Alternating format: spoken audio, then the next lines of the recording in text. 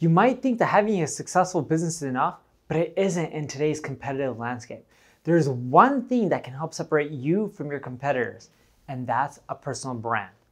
Hey everyone, I'm Patel, and today I'm going to share how you can go from zero to hero in no time with your personal brand.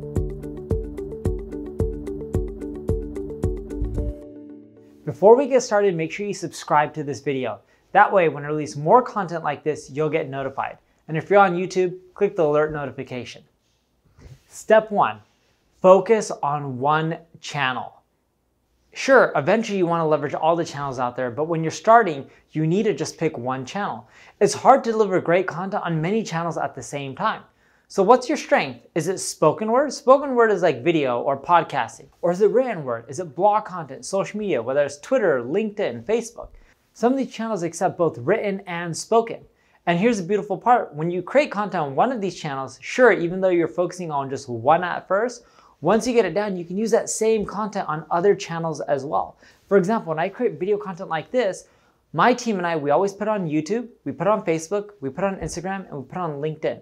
In other words, I'm taking that same video and spreading it in 4 different places. That's what makes it super effective. You also want to look like, hey, where's my audience hanging out?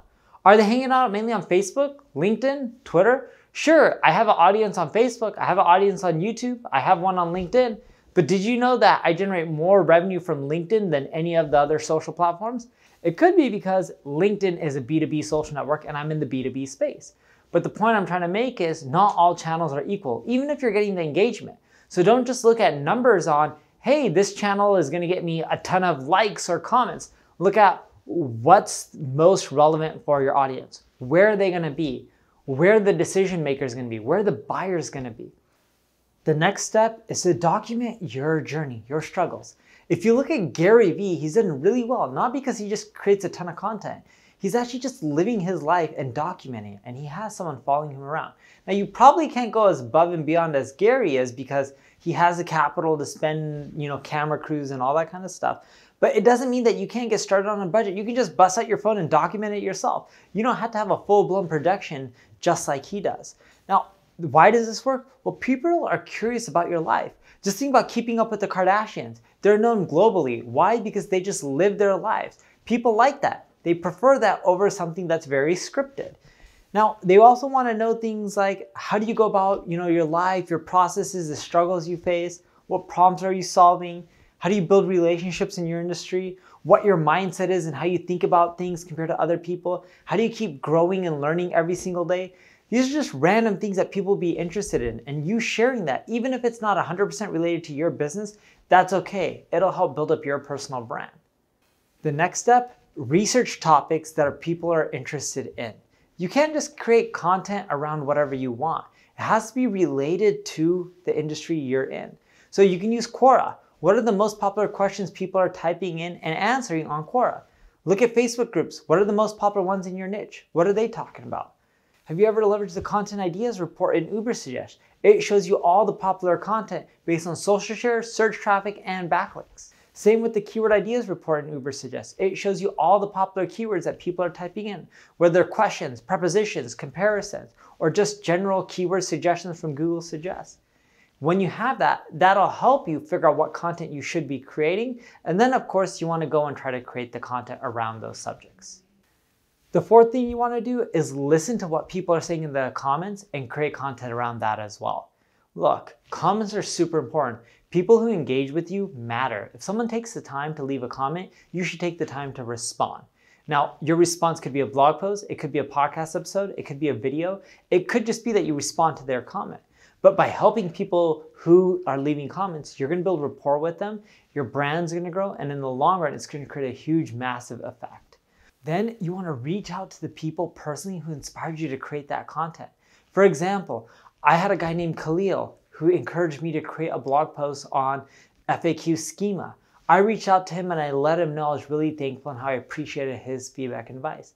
That meant the world to him and it meant the world to me as well. We now have built a much better relationship. Every once in a while, texting back and forth, but you need to show your appreciation to other people. The fifth thing I want you to do is to do a podcast and interview tour. Here's what I mean, 2 things. One, you search on Google for podcast interviews with other people in your niche. You want to make a big list of all those people who are a good fit for you to also be on their show.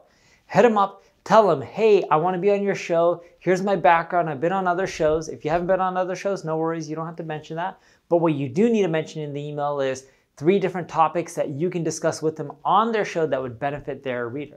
Tell them why it's a good fit for the audience, why they're going to learn from it. Show some stats, some data. This will help you build your brand.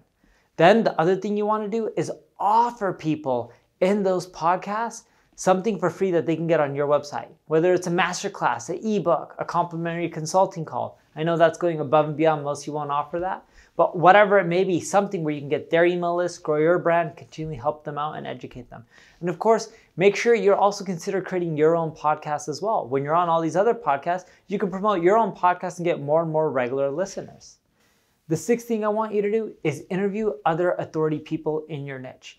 If you want to be a huge personal brand, if you want to build up your brand and be well known as an authoritative figure more than most people, the quickest way to get there is to associate yourself with people who are already well known, whether they're directly in your space or in similar spaces. If you hit them up, these people with these big egos, and you interview them, not only are you going to be connected with them, they'll be like, oh, Neil is with Elon Musk, right? I don't know him, never interviewed him, but if I did, people would be like, wow, Neil knows Elon Musk. That would help build up my personal brand and my credibility. And you don't have to score the Elon Musk of the world. You can just get people who are already a personal brand within your niche.